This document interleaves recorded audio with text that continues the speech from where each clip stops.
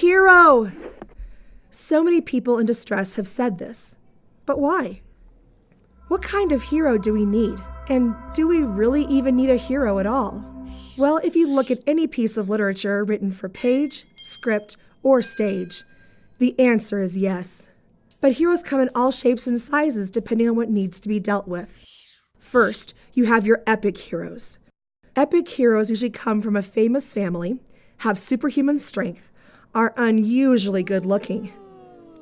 They take on challenges that no one else will, and succeed. They have great journeys and adventures, some supernatural, and some right here on Earth. Beowulf does all of this.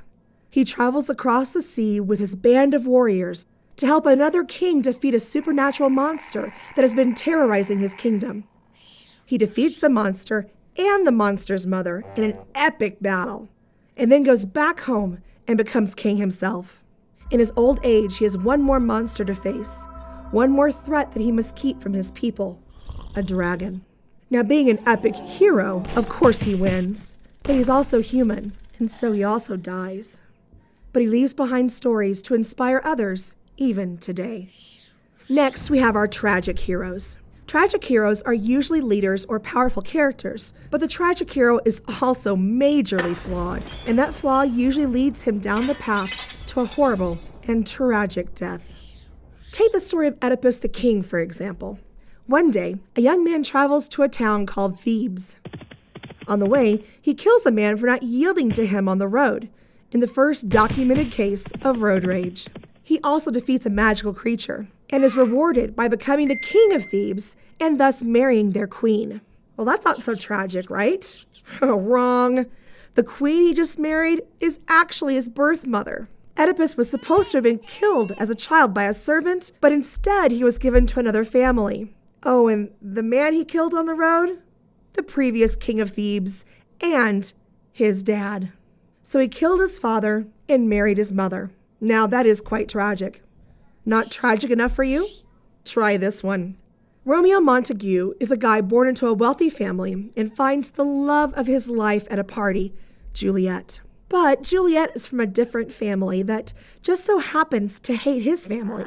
Instead of being patient and working through the family feud, Romeo decides he must have his love now, and his impatience leads to bloodshed and death, including his own and Juliet's. Moving on to romantic heroes.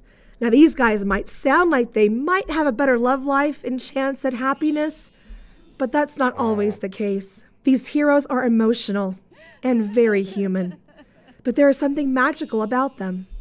Some have a miraculous birth and then are separated from their family.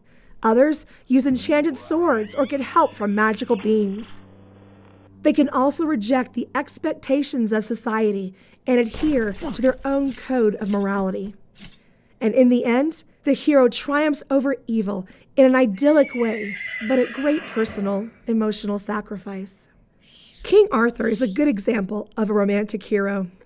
Sure, he became king and married the love of his life, but he was also killed by his son, who was born out of wedlock, and had his wife cheat on him with his best friend. So although he too, like Beowulf, was a great king, he suffered much more for the greater purpose of society, which makes him more human and relatable to us all. There are different heroes for different situations. Sometimes we need the strong warrior to slay the evils of the world. At other times, we need a common person who becomes great so that they can inspire us all to be better. So do we need heroes?